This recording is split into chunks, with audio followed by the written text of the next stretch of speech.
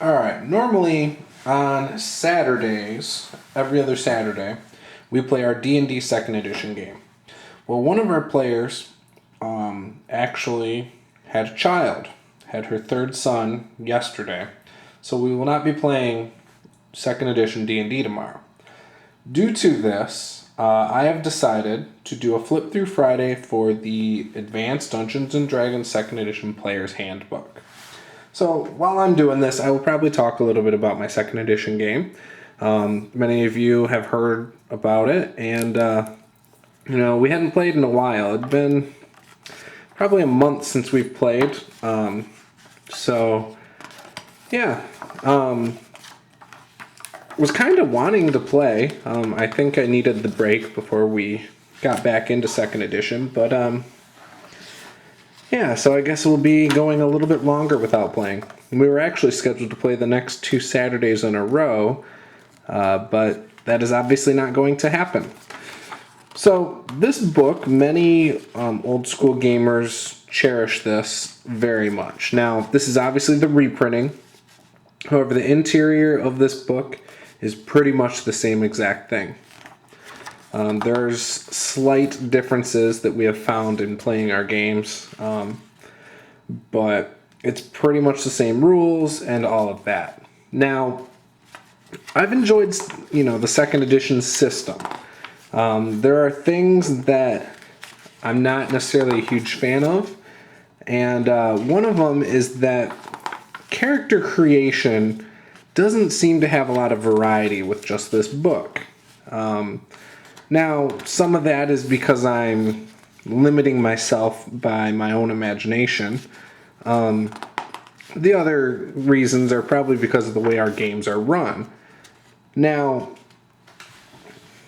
I feel like almost all fighters in this are pretty much the same. I mean, you don't get a lot of skill selections, and we don't use the optional background secondary skill selections for this. And so I think that's part of it as well. Now, we also don't stick strictly to domains and things like that. So it just feels like every fighter is the same. It feels like every wizard's the same based on how we play in our second edition game. Now, that's not a knock on the system. There's a lot of rules in here for ways to make things different and unique, such as the secondary skill selections, the weapon speeds, and things like that. So there is a lot of stuff you can still do in here. We just don't use all those rules. We probably play a stripped down version of second edition. It's probably more closely related to their starter box than anything. But second edition is a very rich game.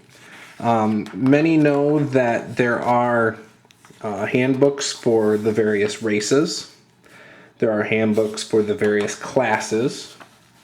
There's setting books, obviously, which we play in Mystera. Hope I'm saying that correctly. And here's that secondary skills table I was telling you about. We don't actually use that. Oops. We don't actually use that. We just do the couple skills you get, on this chart. Which I took blacksmithing and haven't had a chance to really use it. So, I don't know.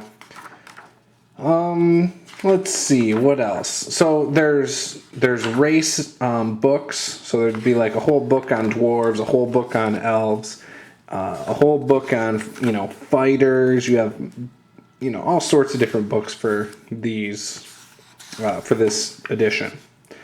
And I had briefly touched on that in another video where I had talked about RPGs not needing to be expensive. This is an old system. This goes back to the early 90s. It's actually it goes back to the 80s technically. And people used to buy a bunch of books just to support this edition.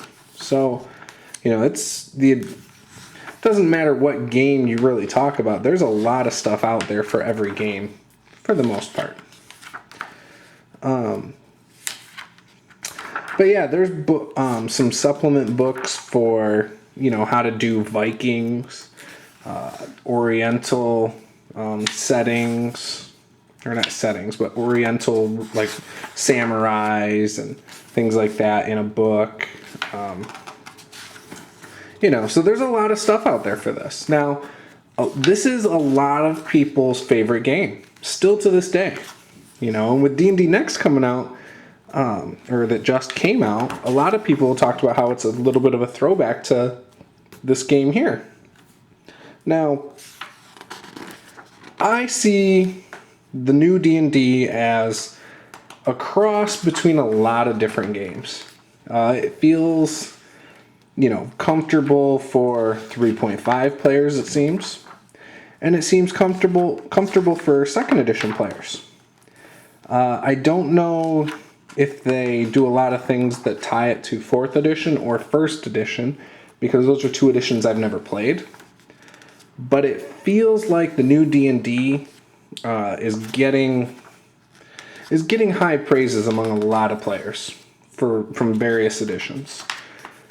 It very well could be the edition that unites them all. But this being about 2nd edition, if you are a 2nd edition fan and you've tried the new D&D Next, I am curious to see what you think compared to this. What you think about the new D&D. Does it remind you a little bit of 2nd edition? Or does it not? Obviously this edition right here was THAC0, or to hit armor class 0. A lot of people really disliked that. Me being one of them. I can't ever get it right. I'm always, even now that we've played like 10 sessions of it, and I've read the book and, I understand how it works, I just always am off, like whether I calculate my bonuses correctly, things like that. It just always throws me off. So I'm not really a fan of THAC0. I think that's the worst part of this whole system, and I think if it was the other way and they just had an armor class, like 3rd edition or 3.5, I think this would have been a much better game. Obviously that's an easy fix. There's things out there that tell you how to adjust it.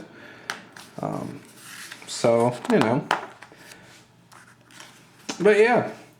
So for those of you that are 2nd edition fans, I'd like to hear your thoughts on this game. If you still play it, why you play it over maybe 3.5 or D&D Next or Pathfinder or other games out there. Also, I believe there's a setting, is it Spelljammer? Is that what it is? That brings in some modern stuff and futuristic stuff for 2nd edition D&D. I've never really dabbled into that.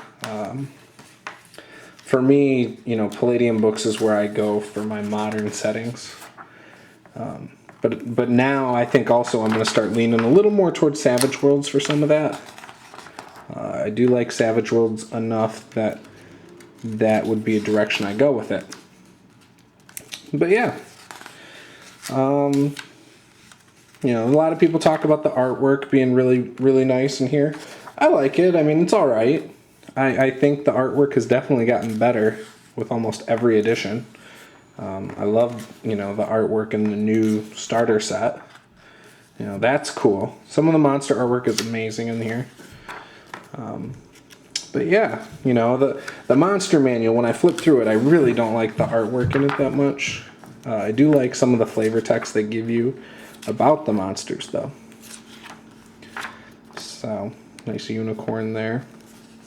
Obviously, this appendix has a lot of different rules, spells, things like that. And there's a lot of optional rules back in 2nd edition that you could or couldn't use if you wanted to. We don't use most of them. We, like I said, use a stripped down version. And honestly, I don't know when or if we're going to play it again, to be honest. It's a little sad. But at the same time, if we don't play 2nd edition again, I'm fine with that. I would love it if we used D&D Next. But I don't think that's going to happen. So we will see. But Purple Worm, fantastic art. So, you know. Ooh, that's pretty gruesome right there. That's a good little piece of art. There you go, skeleton. More pre-spells. Spells by school. And then the spell index. So, bunch of the tables are all compiled in the back, which is also pretty nice. You can print it. You can, easily go and make your own GM screen using these tables, and it's set up in a way that makes that really easy. So, anyways, that was my D&D 2nd Edition Player's Handbook flip through. Be sure to answer all my questions, or if you want to just discuss this game, maybe you're currently running it. I'd love to hear your stories. Thank you. Bye.